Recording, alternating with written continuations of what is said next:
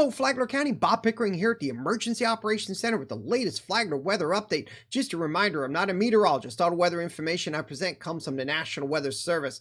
So taking a look at the weather as things wrap up at the end of the week. We got a large high pressure system here in the southeast, and it's sliding off to the south. And this is what kicked out all that unsettled weather we had earlier this week. Now take note of these fronts up over the northern midsection of the country. When we get to Saturday, that front merges and stalls out over Georgia. It tries to push into the south, but it doesn't quite make it to Florida. It's going to stall off to our north and then actually start working back north as a warm front. And that's going to keep things in Flagler County warm and settled and occasionally foggy. Now, because of that, again, we want to offer some safety advice for traveling in that dense fog. Just reminders, use your low beam headlights even in the daytime. Slow down because you might know the road, but you don't know what's on the road. Plan extra time in your journey.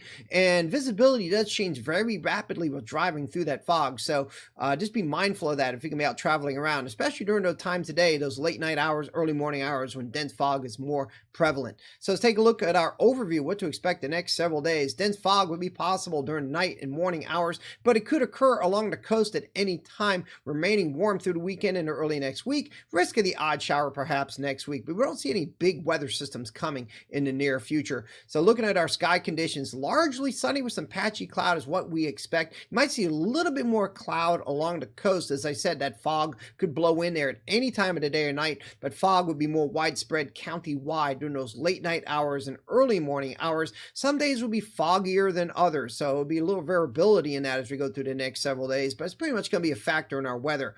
Now, take a look at our forecast now through Monday, kind of the same thing every day, that late night, early morning fog, and again, it could be quite dense, so be careful if you're going to be driving around. Otherwise, patchy cloud during the daytime. Once that fog lifts, again, the fog could hang out along the beaches anytime during the entire day. So you might see fog off and on along the coast anytime during the day. High temperatures near 80 degrees. It will be considerably cooler along the coast. Low temperature near 60 degrees at night. Our outlook, maybe the risk of the odd shower or two, but still the late night, early morning fog will be a factor. Highs near 80, lows in the mid 60s as we go through the middle of next week. Looking at the beaches, surf 2 to 4 feet, surf temperature 61 degrees, moderate rip current risk, and a high UV index. Again, that fog could come into the beaches anytime during the day or at night, so just be aware of that if you're going to the beaches. And it will also be quite a bit cooler at the beach and will be at inland locations. So folks, you want to stay connected to us. If you're watching us on Facebook, stay hooked up with us. So make sure you go to our Facebook page, hover the mouse over following, just like that. This little box pops up. Make sure see first is checked off, so that way you stay hooked up with our information.